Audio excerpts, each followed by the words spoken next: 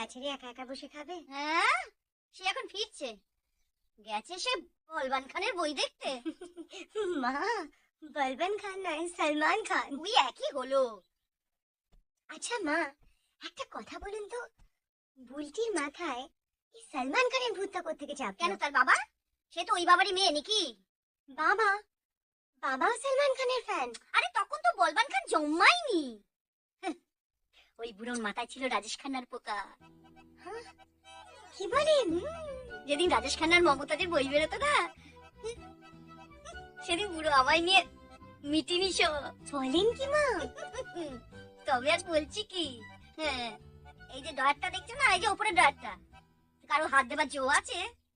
ওই ডয়ার ভর্তি রাজেশ খান্নার ছবি আর ক্যাসেট। হ্যাঁ। আচ্ছা মা, আপনার কি লাভ ম্যারেজ? ওসব ল্যাপটপ বুঝি না বাপু।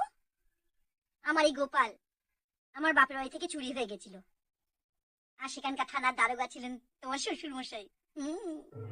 মিত্রবাবু বাড়ি আছেন?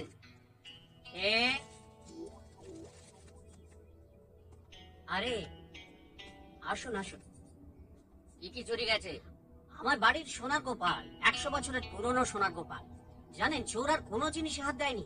মানে একটা লিস্ট বানাও, কে কে এ বাড়িতে কাজ করে, কে কে এ বাড়িতে কাজ করতো, আর গত 1 বছরে কে কে এ বাড়ির কাজ ছেড়ে চলে গেছে। হ্যাঁ স্যার।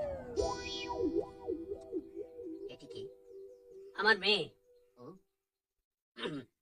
বসুন।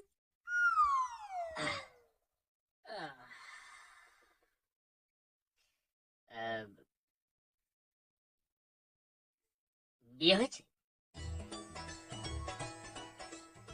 বিয়ে পরীক্ষা দিয়েছে? না না, আমি এমএ বিয়ের কথা বলছি না, বলছিলাম কি উনি কি বিবাহিতা? আপনি ওকে সন্দেহ করছেন না? না না, ছিছি, সন্দেহ করছি না, বিয়ে দেওয়ার চেষ্টা করছি। ওটা আমার দায়িত্ব, দায়িত্বটা একটু হালকা করার চেষ্টা করছি। জানেন, আমার হাতে খুব ভালো পাত্র আছে, সরকারি চাকরি, বর্তমানে নিজেদের বাড়ি আছে, আদি বাড়ি পূর্ববঙ্গ বরিশাল, কোনো নেশা নেই, পেশায় দারোগা, নাম বঙ্কিমচন্দ্র চৌধুরী।